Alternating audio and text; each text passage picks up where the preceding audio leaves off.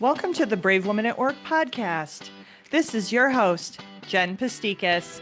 I'm so glad you're here. With the Brave Women at Work podcast, you'll get the resources and tips along with real-world stories and humor to empower and inspire you to take bolder and braver actions in your career and life. Welcome to the Brave Women at Work podcast. This is your host, Jen Pasticas. I'm so glad you're here. Well, hey everyone, how are you doing out there?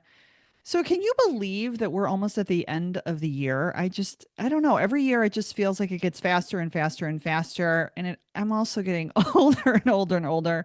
No, I'm not. No, I'm not. No, I'm not. But no, it just feels like time is speeding right along.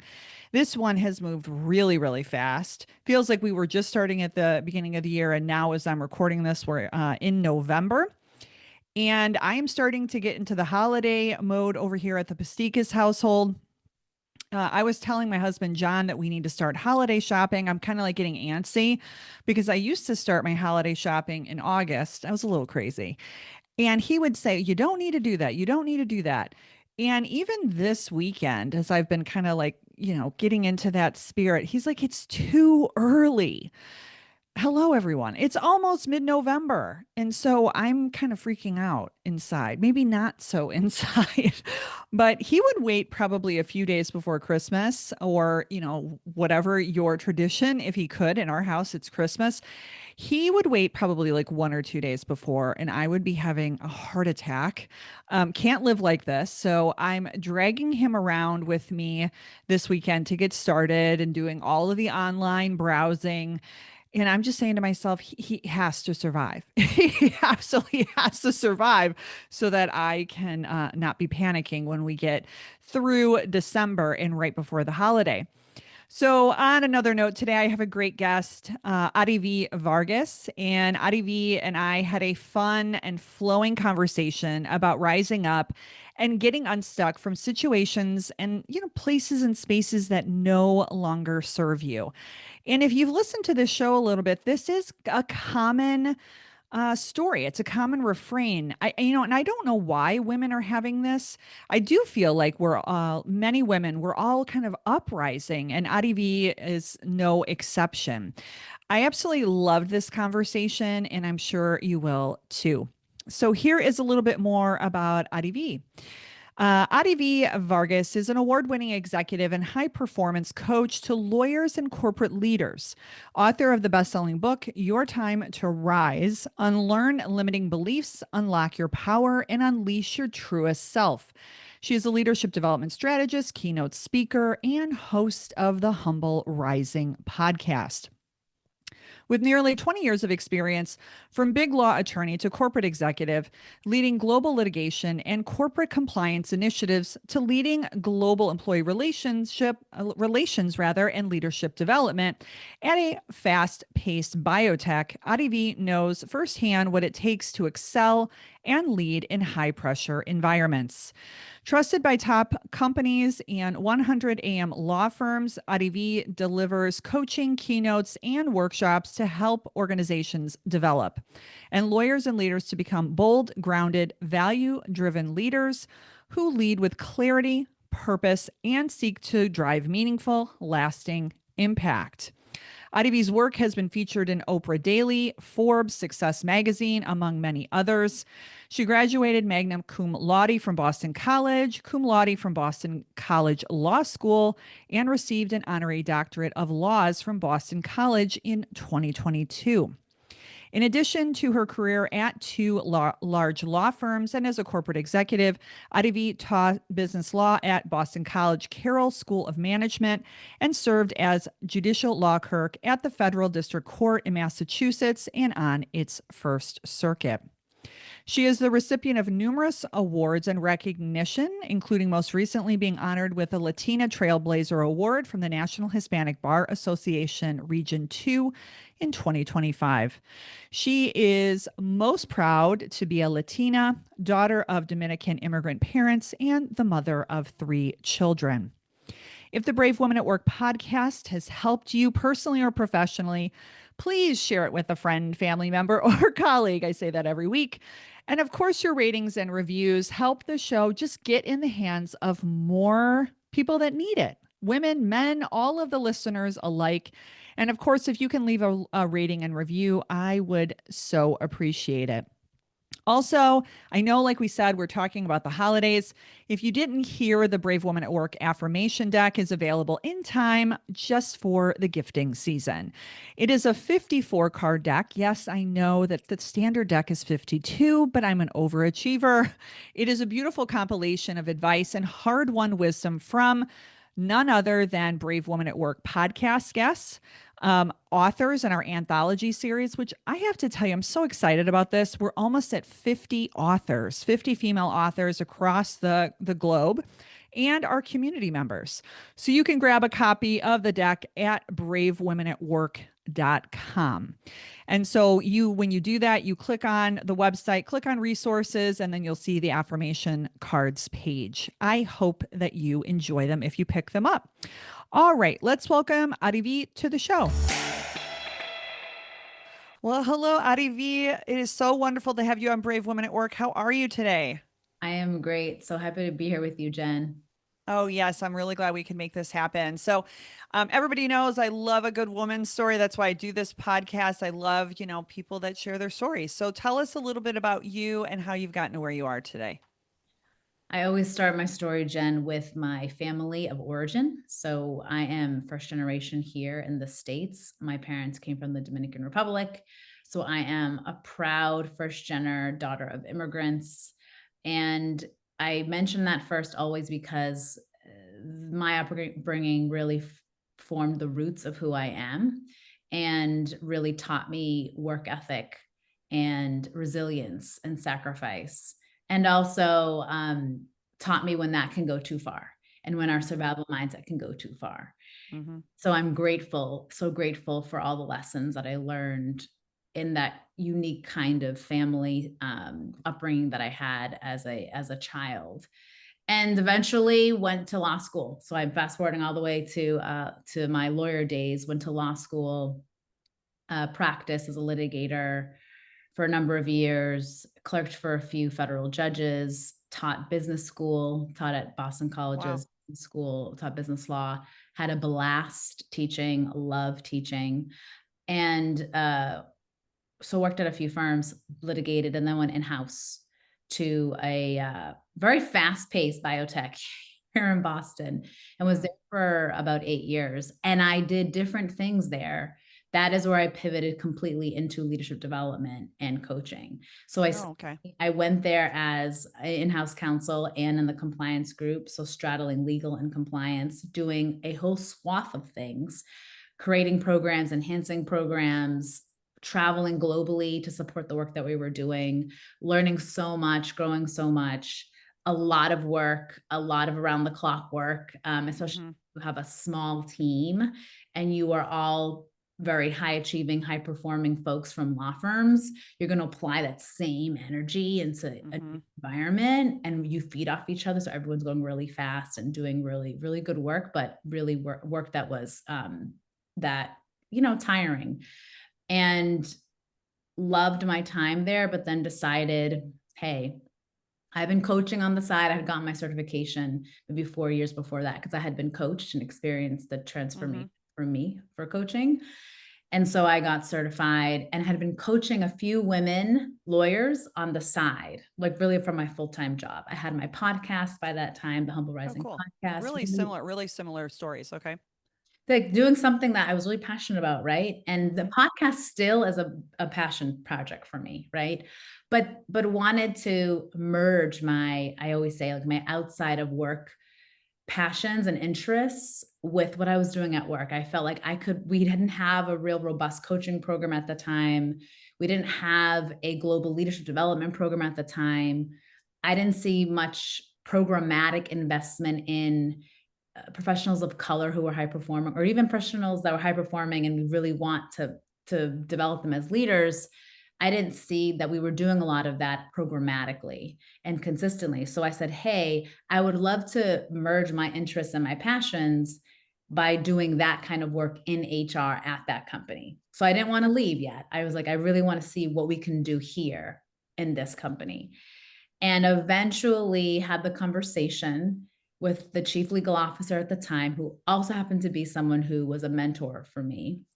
And I said to him, hey, so I'm thinking of, leaving legal and compliance. And I really want to do more coaching, leadership development work. I really want to focus on our high performing talent and definitely our professionals of color. And he's like, wait, so hold on. So you don't want to be a lawyer anymore. Are you okay with that? You're like, well, that I thought that was clear. Okay. No. He was talking. He's like, "Are you sure?" He literally, I think his last exact sentence was, "Are you sure you don't want to be a lawyer anymore?" And I said, "Yes." And he's like, "Are you sure?" And I said, "I'm fine with that. Like, I'm okay with that." And then he literally looked at me and he said, "Okay, let's get you into HR." And so it was. Wow. Yes, it was because he had always been someone who said, whatever you want to do, you're going to be able to do it as long as you have people that are there to support you. And he became one of my biggest supporters. And even a longtime mentor of mine who was also working at the same company, who I had known years before I joined the company. He said, if this is what you want to do, let's try to make this happen. Now, it didn't happen until maybe 8 months later because headcount and, you got to deal with the reality of business. And the job I got was not leadership development. It was employee relations, which is not the same thing. No, it's not. Yes. No, it's not. But because I had a skill set of investigations and litigation, and the skill set I had, it seamlessly did match with that role, and it was leading employee relations globally. So I was a team of one. That role gave me the opportunity to understand issues from all perspectives: employee, direct reports, managers, senior leadership, C-suite. I got the full 360 picture on every issue, and I understood way more what the employee experience was at all different levels and all different parts of the company. And also got to know most of my HR colleagues very, very well, which then served me immensely 2 years later when I finally got to lead leadership development at that company. So then I would leverage those relationships. I had built relationships. I knew what the pain points were because I saw them. I was in the trenches with them for a while. And so I knew kind of where, in terms of my own qualitative research from the job, what we really needed to focus on. And so was able to direct and guide that program. And they still, to this day, are doing the same programs that we created together. So I love that they're continuing the work and doing the important work. And so, but Jen, then people ask me, wait, so if this was the job you really wanted over, and it's years of an evolution of wanting that job. Of course. Right? Yeah. I didn't become a lawyer law firm being like, and eventually I'm going to do leadership development and then go off on my own as an entrepreneur. I never would have thought that. It's just what happens as you go along in your career and you're seeking more challenge or growth, or you're evolving as a person. So I have this job and I feel like we're making an impact. I adore the people I work with. I would not have stayed at that company that long if I didn't love the team.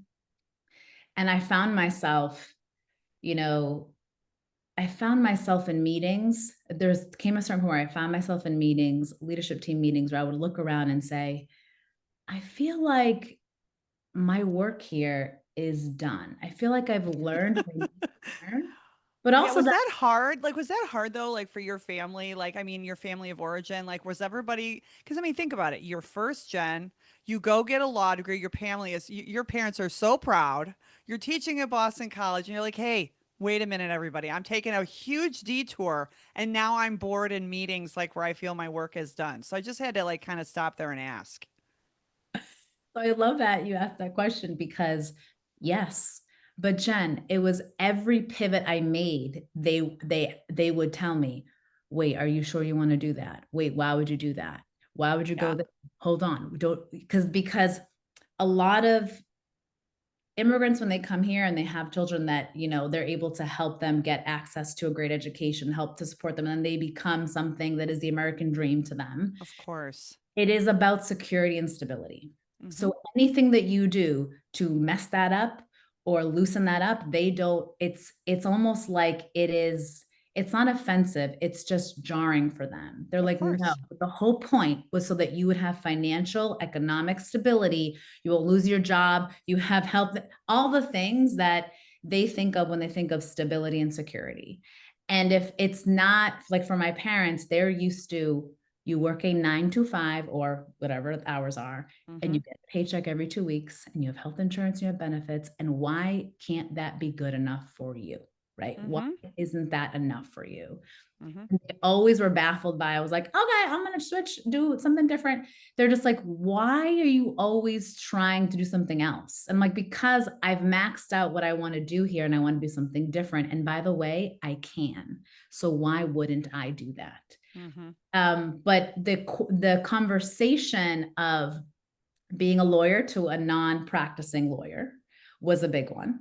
Mm-hmm. And the conversation of leaving that company, leaving my leadership development work at that company to then do it on my own as an entrepreneur was a massive conversation. It was so big for me personally, Jen. Like I delayed that conversation. Jen, I'm a grown person. I have 3 children. And I still was like, I'm scared to talk to my parents. Oh yeah, I would have been scared to talk to your parents too. that like first gen guilt or that whatever we want to call that. Totally. I haven't Yes. I don't have like the precise language for that, but I know how it felt. It felt like I don't want them to be scared for me. I don't want them to worry about me. I don't want them to be anxious. I want them to know that I can do this. And I remember it was the last conversation I had that I only had to have, Jen, because I had to announce it that I had left my job, right? I had to announce it. And, other than that, I wouldn't have been pushed to have it that soon. Finally got my ducks in a row, meaning I got my head on straight. I Mm-hmm. had my like the 2 or 3 things I wanted to share. And the first thing my parents did, and this is what they always do when I share news with them like this, is that they kind of put their hands over their mouth and they're like, oh, oh. Like they have a moment of shock and they're like, oh. And then Everybody, you got to watch the YouTube for this one. You got to watch, just don't do the audio. You got to see the whole effect here, okay? my father says, I mean, and his eyes get big and he's like, are you sure you want to do that? I mean, I don't know about this, Arivee. I mean, I know you like to do things, I get it, but how are you going to manage this? And what about the house? And what about literally thinking about economic, financial stability, security? Yeah. And again, a lot of people think of income as a paycheck. Not in terms of equity, not in terms of investments you make. They don't, my parents did not grow up like that, nor did they come to this country and do any of that. Because their attitude when I was younger, what I heard was people invest money when they have extra money. We don't have extra money. There's nothing to invest. We literally have a paycheck and we spend the money on food, your education, clothes. There is no extra to invest. So I didn't have any of that kind of information as a child. I learned that you work to pay your bills and you work to put food on the table and you work to take care of your family. Yep. And that's what you do. And so for my parents, when I'm leaving these very stable and frankly prestigious jobs, right? And saying, you know what, I'm gonna be an entrepreneur. They're like, what is that? Like, why would you do that? Why would you sacrifice everything that you've built? And I had to remind them, no. Every single experience I've had, especially as a litigator, especially as a litigator, every experience I've had has literally allowed me to be qualified and be an expert to do this thing.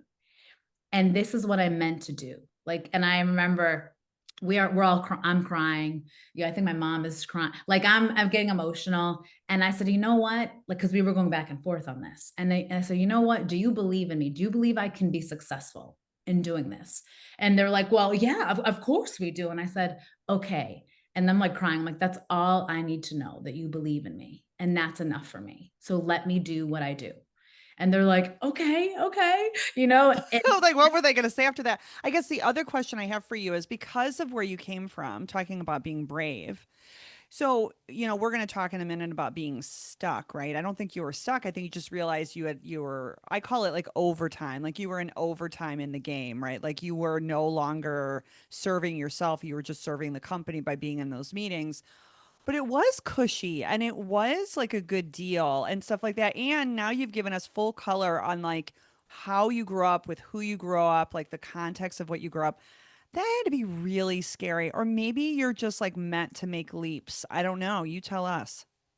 So I always say, and this was true for me, because Jen, I literally felt I had to quit my job to do this full time. I felt like I was being called to do it because Mm, I do, my coaching is very much leadership development, executive coaching, but it's holistic. Like I started as a life coach, right? It's holistic. mhm, mhm, And my greater purpose to my work is to help people transform their lives and live a life that's true for them. Like that yeah, is my purpose on this earth.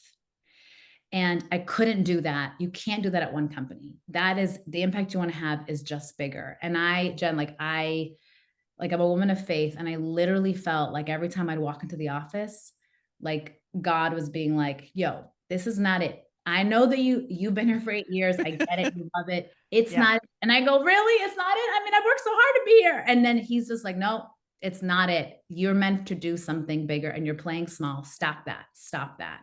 And it became a physical response when I walk into the office. I'd be like, "Oh, hi, everybody," and inside, I'm like, "I'm not supposed to be here." And I really felt that so strongly, which is why, Jen, Yeah. I originally had planned to stay in my job a year longer because I was going to get another equity distribution. I was going to let me wait 9 months so I get the distribution, then I'll go. Yeah. A I handcuff, couldn't. another little golden Yes, handcuff. Yeah. yes, yes, yes, absolutely. And I couldn't do it. I was like, I have to go now. And so I gave like a month or so notice. I gave a lot of notice because I've been there for so long. That was the right thing to do, to get someone to backfill me so I could overlap with that person. Yeah. And so it's not that I wasn't scared. Everyone's scared of like uncertainty and not knowing if things are going to work out for you, right? I was scared, but the pull towards doing this was so strong that it just overpowered being scared about it. Yeah. And I'm gonna be honest with you, I still get scared, right? Like I'll have like 6 speaking engagements lined up, looks good, but I'm like, okay, what about Q1 2026? It's uncertain. Like you need to be actively doing things all the time. Pipelining. You're pipelining as an Yes, entrepreneur. Yeah. constantly. And that's very different from when you are an employee at a company, because as an entrepreneur in the beginning, you are everything: your finance, your marketing, your content creating, your everything. And Mm-hmm. that is very overwhelming. And Mm-hmm. so, but the biggest shift that I will say I experienced from corporate to entrepreneurship was the mindset shift. It's a massive mindset shift of, and I'll be really specific, a mindset shift of what does it mean to do work? What does this mean? Because when you're an employee at a company or you're employed by anybody, you do get paid to answer your email. You get paid every 2 weeks or every week to do whatever it is you have to do to accomplish the tasks that are on your plate, Mm-hmm. right? You don't get paid based on a deliverable. You get paid doing the work every single day. If I have a meeting with so and so, if I have a lunch with someone, I'm getting paid as I'm having lunch, right? Mm-hmm. That is Mm-hmm. a different way of thinking about work. And so for me, I had to learn, it's not about sitting at my desk at 8 a.m. to like 6 p.m. It's about what am I delivering? How efficient can I be at that thing to deliver that thing? How good can I be at delivering that thing? Can I repeat it? How do I create like repeatable revenue? Just thinking about work in a very different way.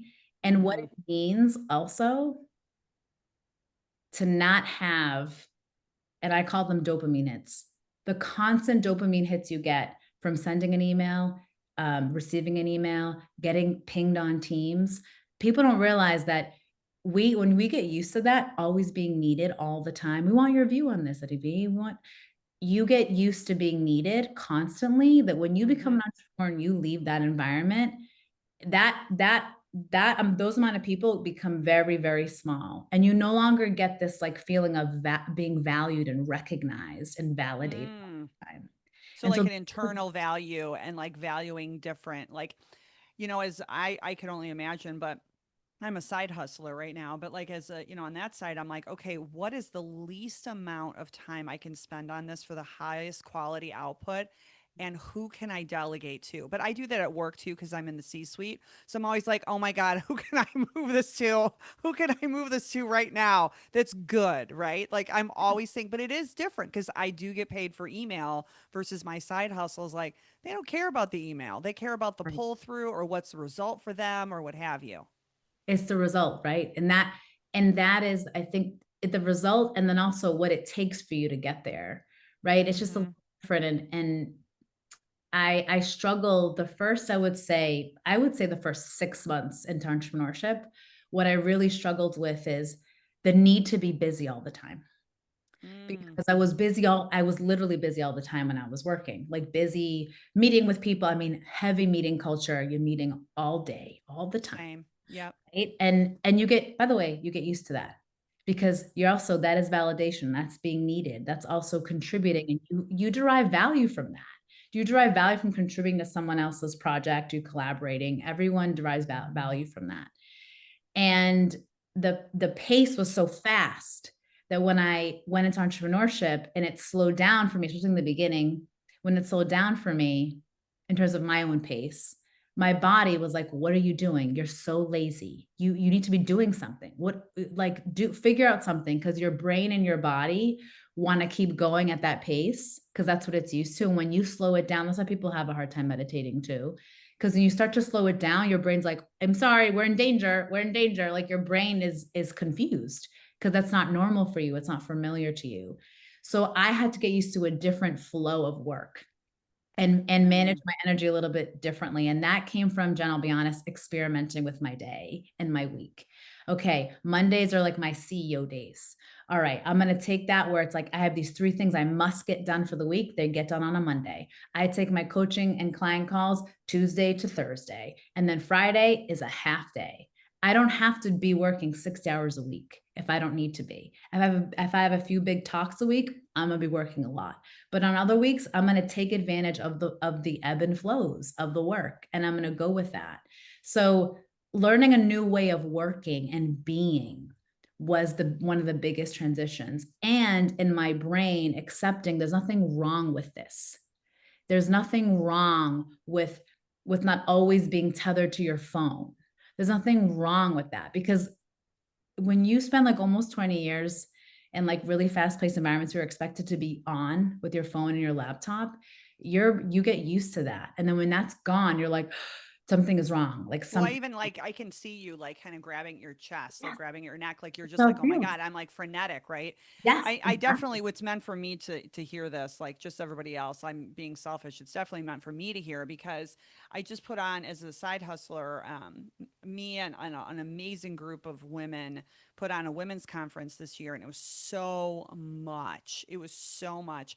And then right on the other side of it, I was like, had this like depression, like where I was like what do I do, like what do I feel, like what do I feel this like I mean, and I'm also in the C-suite in my day job, right? So I'm not lacking stuff to do in any way shape or form. And all of Right. the listeners know I have 2 girls that are not like out of the house. I'm very much in it with my husband and our awesome girls. And here I was like looking for Brene Brown, like sold off her Dare to Lead certification to another coach, and like she was running her first like certification program. So here I am like on the internet going, "Oh, I can go get certified," and da da. And then I was like, "Nope. Slow down. Like don't fill in the hole again." But it is something that is learned, and it doesn't have to, you don't have to be a side hustler. You could be just full-time in corporate. Like I think the big lesson in this point is you don't have to fill every gap to be worthy. That's right. That's right. Because what happens is that we derive meaning from the doing, and we make it mean something about us. And Right. and also we are uncomfortable when we're not busy, although we don't want to be busy. We say we don't want to be busy. We say we don't want to be overstretched and we don't want to be exhausted. But then the moment there's an opportunity, there's an opening where it's a little lull, we want to fill it with something because again, we're just not used to that. We say we want the lull, but when we get the lull, we try to fill it with something to make us busy. And so Exactly. it's being uncomfortable, it's being comfortable with that uncomfortable feeling of, it's not that I have nothing to do. I've worked my behind off for all this. I'm Yes. taking a little bit of a break because I know it's going to pick up soon, and I'm going to have to answer that call, and I'm going to do my very best. And that's going to take a lot of my energy. So can I just relish a little bit in not having so much right now? That's Oh, really it's so you have no idea how valuable. So thank you for sharing like all of that. And so wanting to make sure we get your book in here. So like your book, which is behind you for our yeah. YouTube folks, and you have this beautiful background. So your time to rise, unlearn limiting beliefs, unlock your power, and unleash your truest self, which we'll put in the links in the show notes. I encourage everyone to pick up a copy. So is that part of the framework that you share in your book? Is that whole like, understanding your value and understanding like what you feel and what you don't feel? Like tell us a little bit more about the genesis of the book. Yes. So, oh, the genesis of the book, Jen. I haven't been asked this too much. So, I actually I've always wanted to write a book. I knew that. Mm, I've always wanted to be an author and write multiple books. I had a little bit of a start in 2019, but threw out those pages because I thought they were not great. mm. Started again a little bit, a few years later, didn't think it was good, so threw that out. Now, I wish I could go back to those pages 'cause I bet they weren't that bad, but I was such a hard Probably. critic of myself Yeah. that I threw them away. And so really had been coaching now for like 5 years, 6 years, and I've been seeing like themes and patterns. And Mm-hmm. that happens, that you start seeing themes and Mm-hmm. patterns and things, and you're like, okay, hey, there's something here that really should be shared because I can't touch everybody individually, but I can write a book and people can take a coaching framework that I use all the time, apply it to their lives and in a way that's helpful for them so that they can redirect themselves and re-anchor themselves and proceed along a path that is truly theirs, right? I mentioned that my purpose is for people to live in alignment with what's true for them, and the book provides that. But the entry point of the book, so people always ask, oh, what's the entry point? And I always say you will get the most out of the book if you're entering the book from a place of curiosity of like, hey, something is shifting within me and I can't pinpoint what it is. I'm not sure what it is, but something has changed where the way I used to work, the way I used to do stuff, do my life worked for me, but it's like no longer working for me. Something feels off or I really need like a new direction. I'm feeling stuck. I'm feeling Mm-hmm. bored. I'm feeling like something is off. I feel like I'm changing, but my environment is the same. That's the entry point for this book because it's a where people are at some kind of crossroads or some kind of inflection point and they need to know, wait, where do I begin? This is the book that gives you a path forward. Now the path is going to be unique to everybody, but it gives you a framework to how to start thinking about that and how to reflect on certain parts of your life and who you are that will inform what you're doing. Because when we talk about stuckness, Mm-hmm. it's that something has shifted in you and you don't know what to do with it. It's sometimes you can't actually name it. And that's, I think, what makes it hard for people. Or they can name it, but they're just like, I just can't get into action mode. I can't move. And so, how do I do that? And the book really answers a lot of that in a very, I will say, digestible, accessible way. I did not want this book to be books that I've read in in the personal development space where they're great, but they're heavy. Like dense. Yeah. It's too dense and too like the research goes on and then I lose the point of what we were talking about in the book.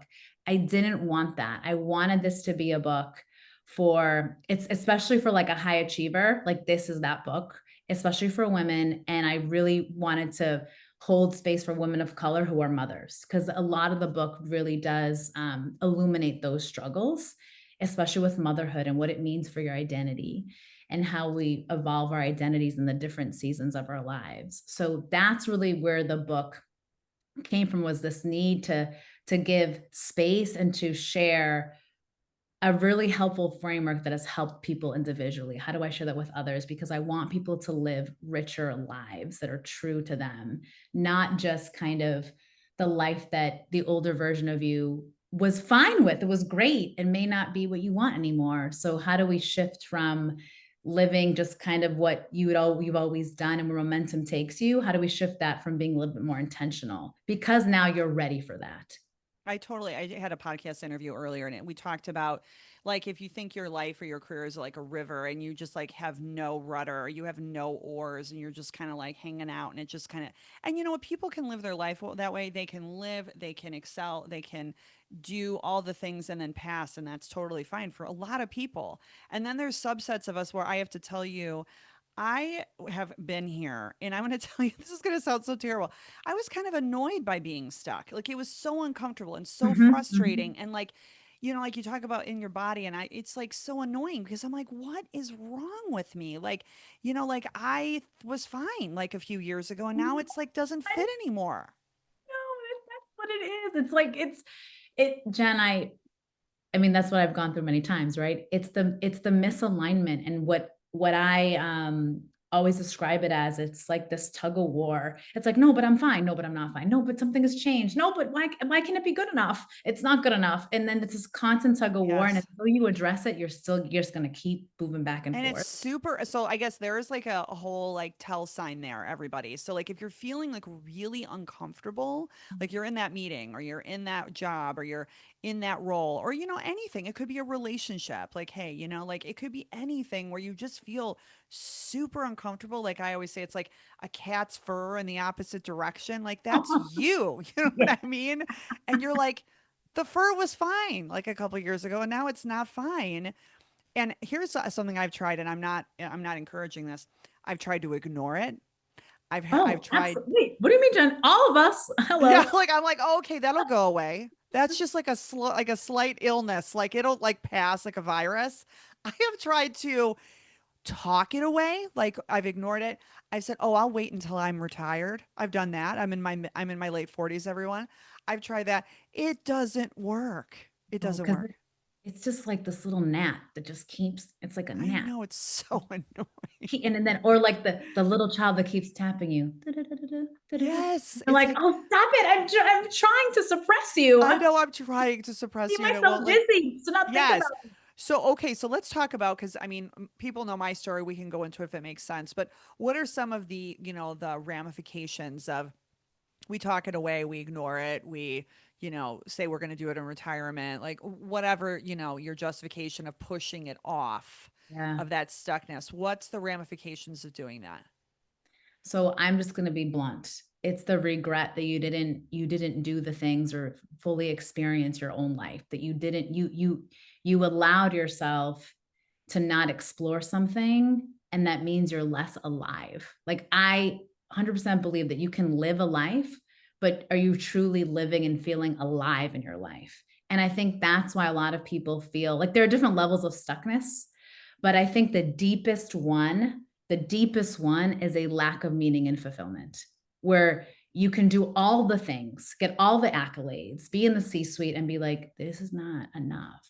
But it's not enough because it's really not truly fulfilling to you, right? And so I think there are different levels to that. And I always say that there is this there's a deep regret that we will feel when we're on our deathbed. I know this gets really serious and maybe a little bit scary No, for people. let's go there. Let's, I mean, I But think we it's but we have important. to like be we you know we have to, and it's in the book too, by the way.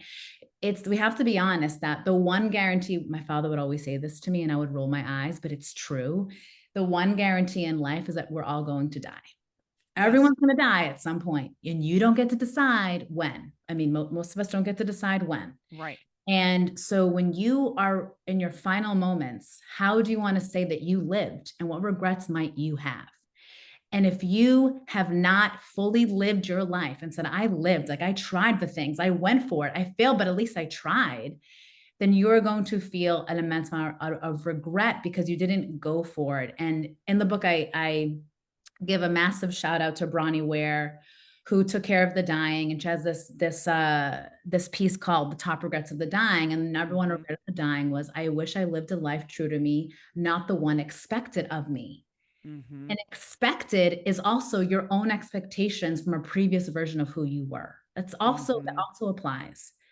And just understanding that you are meant to evolve and change over time. You live more life, you are meant to evolve. There's nothing wrong with you. It's that, oh, Paying attention to it is what's important, and getting curious about it. You do not have to burn the whole house down. You don't have to append your life. You don't have to do drastic changes, because that would actually be that you don't have to do that. Some people do, but you don't have to. But little steps at a time to start getting a little bit more curious about, like, what's really changing for me? Like, what do I really want to do? That's terrifying to me. Okay, how could I try that just a little bit to see how that feels, and to see Mhm. if that makes me feel a little bit more meaning in my life, or makes me more excited about something. Because, Jen, a lot of us live the same day every day, and it's boring. Like, It is even if you're boring. so busy at work, it's the same kind of thing. And that's why I always, when we talk to leaders, I know a lot of leaders who feel very connected to the purpose or the mission of the organization. They're like, I'm down with that. But when you talk to them about their personal purpose and their personal connection, they're like, what do you mean? Okay, so why do you do what you do? Mhm. Apart from what do you do what you do? Like, what gets you excited about this work? What Mhm. makes you feel like it's fulfilling to you? And you ask it in different ways, right? But and a lot of times they can't answer that because they're focused on, no, I believe in the mission and I'm here for that purpose and for my team. But, like, what about you personally? Like, what does it give to you? What does it feed But you? they circle back to the company like water cooler mission. That's what they do because Yes. they can't answer the question. Correct. Yes. So yeah, that's why I love to get people to focus more on, okay, what about who you are? And then in the book, I also talk about this because when I became a mother, I had an identity crisis. Just so my identity was so much anchored in my work as a lawyer, Mm. and just the source of self-worth I derived from Mhm. doing and from producing great work. Like, really focus, really, I was really proud of that part of my identity, but it became my whole identity. And the identity piece that we all go through when we have these changes, and how it can impact how we see things. And one of the most important and, I think, powerful questions I asked myself, that I force that I ask people this when I coach them. This is part of coaching with me, is always, who are you without your title and the prestige of your job and the things that you do? Like, who are you outside of that? Because what happens is we can over identify with one piece of our identity, and that becomes everything, and that becomes the way we derive meaning. And that's not always the healthiest thing to do. Instead Mhm. of recognizing that, yes, you're a C-suite executive. Yes, you're a mother. Yes, you're all these roles. I get that. That's part of your identity. But who are you underneath that? Like, who is Jen, right? Like, who is Arivee? And those questions are really tough, but they're so illuminating because you start thinking of, what do I enjoy? Like, when I've asked people, someone, what do you do outside of work, like, for fun? They're like, oh, I play with my kids. And I'm like, nope, can't be kid related, cannot be kid related, right? Because that's so related to a caregiving role, Yeah. right? They Without don't the have an answer. Many, and I had that asked someone, a coach asked me when I first started going in, like getting coached and stuff like that. I had someone ask me, like, what do you do for fun or for joy? And I didn't have an answer. Like, I yeah, had no answer. And like now I do, but like it took me like a yeah, decade to get there. And I guess I'll say, and I don't know if this resonates with you, is people ask me, like, why do you do all this? Like, people will look at me and be like, you're insane because I'm a side hustler right now. I'm a straddler right now. But I'm like, I can't not do this work because it is the call of my life. So I get you. And I have two daughters, and my focus is women, women leaders. So I'm just like, what am I going to do if I just like push this like call away? What am I teaching my kids? Right. mhm, So it is interesting. You go back to, like your dad's reaction, big eyes and covering his mouth and all this kind of stuff. So you're catching, like his expectation and maybe, ancestral trauma or whatever, but you're yes, also responsible for healing it. So now on the other side of it, like I'm sure your family is like, yeah, that's our daughter. Like, yeah, that she's doing the thing. Like she wrote a book, like all this stuff. But our families sometimes are really scared for us. And I had to learn through this process that sometimes your family is not the first person you go to with like the big dream or the big life. I mean, I didn't know. Like I was like always like, "Hey family." And they're like, "Oh no. Like you're changing the game." Like, "Oh no." And then I'm stuck again. And I had to learn like I had to go find like me some new people. I had to go and like get me some new resources like but no one teaches us this at all. So I'm really glad for your book. Yeah, and I want to highlight two things you said, Jen, because they're so important. And as a parent, I understand this. You want to protect your child, and Mhm. I will forever be my parents' child, like Mhm. forever, right? And that's okay. It's my job to make the choices that are right for me and that are true for me. And if I can help them understand them a little bit better, that's fine. They will never fully understand. And that's okay because and like you said, generational trauma and how they just their mindset, I can't Mhm. expect them to change. And I just can't. That's not going to be in the cards. But the other thing you said is so important of the breaking of the generational cycle, the cycle of survival mindset, the cycle of it has to be this way, and what success means, especially in like an immigrant family or, Mhm. being the daughter of immigrant parents. What does it mean to fulfill the American? What does this mean? Because although you're provided for food, clothing, shelter, my parents are very, very focused on education and giving us every educational opportunity, which they did to the best of their ability. There wasn't much emphasis on the social emotional part of parenting because they Mm. didn't have those tools. Thank Mhm. God I am learning those tools and Mhm. imparting those and using them and implementing them as best as I can. I'm not going to be perfect. I lose my patience like anyone else, Yeah, of course. but at least I can be intentional because we have more information. And I also know how I was raised. And a lot of how you're raised is you sit there and you be quiet and you listen and you be compliant and you just be grateful for what you have and you have to respect authority and you don't talk back because if you're talking back, that's disrespectful. And Mhm. all of that is fine, meaning when you're a child and you have to do that to keep the peace and to not be a bother, you're going to do what you have to do because you're very aware of your surroundings. Quite unhelpful in a corporate environment. Quite unhelpful. Well, it doesn't get you promoted. That is for certain. And you don't even know, I They speak don't to even know you're there. no, because you have never been trained to use your voice. Yes, that's right. So you have to learn it in an environment that feels a bit foreign to you. And that's Jen, I will say, I feel like when I was a lawyer, I was forced to find my voice when I wasn't feeling like I was ready because I had never been trained to do that. College is where I started Mm. to understand, wait, who am I without the influence of my parents and like my familial structure and the programming and the conditioning, right? I started to question things. But then you get into like the professional world and it's like, you're an adult now. Like you need to speak up. You have something to say. You have a perspective. We pay you to share that. It took me a long time to fully come into myself because I felt like I was always going to be judged. I felt like, wait, what if I say the wrong thing? If someone senior, especially a man, was very senior, like in their 50s and 60s, I would defer all the time because I was scared because that to me, they represented authority and you respect authority and you don't challenge it. Like in it, and Jen, I wasn't sitting there in the meeting being like, you have to respect authority. It's subconscious, like subconsciously No, that's but you would be quiet or deferent to that male authority. And then, and this is what I actually, one of my specialty areas is like teaching women to own their voice. I'm sure you do the yeah, same, is like, because what happens is your idea that you have not let escape your lips becomes their idea. And then it's like so frustrating, but you don't say anything. You're just dying on the inside yeah, and you're not getting promoted because of it, right? And this is a huge mistake women specifically make. Men too, but like definitely women are taught to be, that whole seen and not heard kind of thing. And so yes. I'm really glad that you brought that up because I'll just say this quickly. So my daughter got a cup of it was a strawberry smoothie. Who cares? It was at like a local coffee house. Mhm. This just happened. And she comes back and she's 7 and she's like, takes a sip. And I'm like, it's an overpriced smoothie, right? So she's like, I don't like it.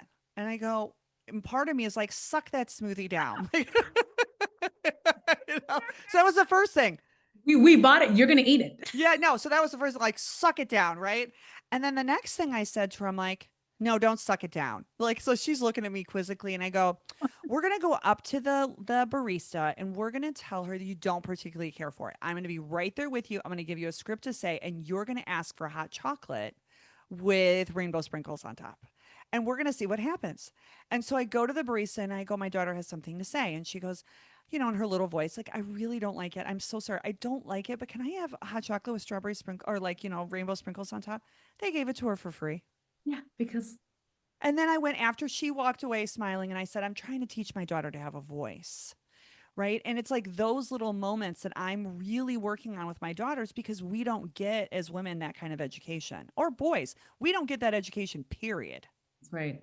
And it's these seemingly little things that are not little, right, Jen? Like telling my daughter, like, you can order for yourself. You don't like that, you go tell them. You didn't Yes. like what that little boy said to you, you go tell him that you don't like that, Right. right? Exactly. You have to, like, they have to learn how to exercise the muscle so that when they get into these environments where they're going to be challenged in that way, they know how to exercise that muscle because they've strengthened it over time. And you also, Jen, are highly likely, I'm going to guarantee it, role modeling what it looks like in a very, like, respectful Of way. And course. so they're seeing, like, oh, so we just do this. People just do this. This is how it's done. And then being around that as well is helpful. Like, so it's teaching them, but also, like, you role modeling and you explaining to her why. And she's like, yeah, like, and she gets a little bit more, like, her chest comes out a little bit Yeah, more, right? she's like, okay, She's a little I more can do confident. this. I could go talk to someone about a smoothie or a hot Yeah. chocolate or my Yeah. nails or whatever it is. Yeah. The one last thing, and you and I could hang out for a while, couldn't we? So, is I will say this. I do have a voice. I do have a voice in corporate. I've had to train myself, and I said this on stage recently at our conference. I was the shyest kid in the room, and the only reason that I say that is because I started as the shyest kid in the room, and, like, you can do this. It's a muscle that you can gain. So I don't want people to think like you or I were, like, just born with this, like, like that old adage. Like, we had to work at it, and so I want you to know that you can too. Yes. Yes, I agree. Jen, people who knew me in college or even in law school, some of them will say, "Oh no, we knew that you would do something. We knew, like, you were different, right?" But I didn't have the voice I have today, and I wasn't as confident. I just wasn't. And I always say, like, confidence is built, and it's built from within, though, right? Over time. I really think the most confident people are the people that know themselves the best and Yes. that have had some practice in life. They've had some practice in life to I be like that. that. Practice in life. I'll be using that and I'll give you all the credit, but practice in life. Yeah. So, okay. So, the book again, Your Time to Rise, Unlearn Limiting Beliefs, Unlock Your Power, and Unleash Your Truest Self. Let's not forget to talk about your podcast. So, it's called the Humble Rising Podcast, which makes total sense to me now. So, why don't Mm. you give kind of a quick snippet overview of your podcast? The podcast, very simple. I like to share inspiring stories or just actionable strategies of how we do this thing called career in life. How do we feel more fulfilled? How do we pursue the things that we really want despite fear, despite expectations? How do we live a life that's true to us? And so the podcast either has a guest or it's me doing a solo about something like burnout, or maybe it's about what does it mean to be stuck and how can you get unstuck? And Mm-hmm. so you'll get a mix of those two kind of modalities and those two mediums in the podcast. Okay, great. So we'll put that in the show notes. And we've talked a lot about this. And, like, every week I ask every one of my guests this. So, to you, what are 1 to 2 ways, like, kind of capping our conversation, that you believe women can be braver at work today? So my number one is owning and using your voice, like we've already talked about. Yeah, that It's makes really sense. about how do I continue to strengthen that muscle? And when do I exercise my judgment? When do I stand up for myself? When do I ask for more? And it doesn't mean you're ungrateful. It means that you've earned your position and you deserve to expand your role or whatever it is. And that means that if it's a no, or there's a non-response, which is essentially a no, then you can use your voice to then move on and believe that you can quote unquote start over anywhere because you have the ability, you have the skills, you have the experience. That's like a number one thing, is owning who you are, your voice, and using it. And then the second, I would say, because it just comes up for so many people, I wanted to share it, is one of the bravest things you can do is to stop overcommitting and saying yes to everybody. Stop overcommitting. And what I mean by that is, really, you have to enforce some boundaries using your judgment. Because boundaries, to me, I have a whole different view of boundaries than a lot of people. Boundaries, or maybe it's similar to some that you know, but boundaries to me is, I have to set limits around the things that really, really matter to me, that are like top priorities for me. Everything is not a top priority, but like picking things like, okay, manageable, what's manageable? Having dinner with my family twice a week is probably manageable. How do I protect time? It's not, if you're, and it depends on your job and your role, it's so dependent, but it's picking those things and then protecting it because you care about it, including yourself. Taking care of yourself. What does that mean to you during the week? How are you practicing taking care of yourself? Is it making sure you get 7 to 8 hours of sleep? I could cite 5,000 sleep studies that say sleep is like one of the most important things for your health, right? So what is most important to me? How do I protect that?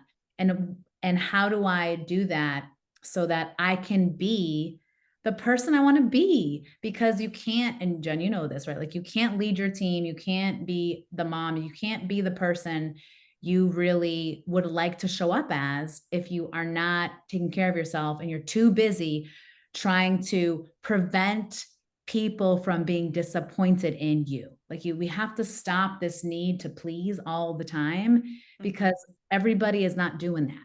You think people are doing, but a lot of people are not. They've learned not to do that. And we need to have a little bit more clarity on like what's actually important to us and what we're willing to do to protect those things. It doesn't mean it always happens, but if you can do that like 75% of the time, that's pretty good, because you're going to flex where you need to flex. But once you have those like anchors in place, it's like a decision-making filter, and it makes things a lot easier. So stop overcommitting. And that's a brave thing, because a lot of people are terrified to say no to people. They're terrified to say not right now. They're terrified to say come back later. Right? They're scared of what they will look like to others. I'll seem like I'm not reliable, I'm not committed, that I'm not a team player. But the reality is that you just something more important, and that's okay. Because if you are an A team player, it's not, one no is not going to impact that. And one last kind of end cap on that whole comment, which is awesome, advice is awesome, is when I was not as healthy or as self aware as I am now. So I had a family member, not going to name them because I want to protect the innocent. But when this person would respond to me, it sometimes would be a no, and it would irritate me because I didn't have any boundaries, or I expected them to jump at my beck and call. As soon as I started to understand that when someone is really good about being like, I can't do this right now, but you know what? I really appreciate you asking. Why don't you come back to me in 6 months? Or I just can't do this. This is not the most important thing. Like, let's revisit it, or it's just not important to me right now.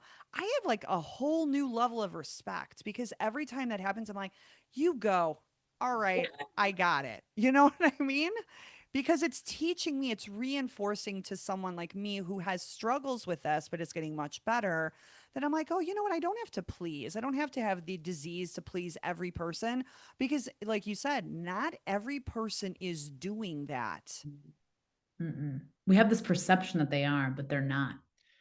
Right. And just so we're, all aware, the people that you have been pleasing have gotten used to you being a version, or, like the whole like tap, tap, tap, it's a whole new life that's knocking at your door. You are going to irritate people. You are going to disappoint people. You are going to frustrate people. And here is the last permission. And that's okay. That's okay. It's actually really Yes. awesome, because your whole new self and your whole new way of being is emerging. And the people that really love, respect, and care for you, they're hanging out for the after party. They're hanging. They will support you through it all. Yes. Yes. So, okay, how awesome is this? This conversation was so awesome. Yeah, I know we could talk for a very long time. I know. So like, hey, get another book, get a whole other thing. Come back, come back. I have a lot of repeat guests. So how can women find you and connect with your work online? The best way is just to go to ariveevargas.com. So ARIVEEVARGAS.com. There you can link to my podcast, coaching, free resources. You can get connected to me on LinkedIn, Instagram. I'm on those platforms as well. Okay, awesome. Well, it was such a pleasure to talk with you. I'll link all this stuff up. Definitely, I meant what I said. If you've got anything new, you just let me know and we'll have you right on back. Amazing. Jen, thank you so much. I've loved this conversation. I feel like we're kindred spirits, Jen. Oh, yeah. Yeah. We're just in different parts of the country, but let's hang out, okay? So thank you so much. Well, that does it for my discussion today with Arivee. I hope you found our conversation valuable and inspiring. As a reminder, please rate, review, and subscribe to the podcast in Apple Podcasts and or Spotify. The show is also available on all major podcast platforms. Until next time, show up, get unstuck, and be brave.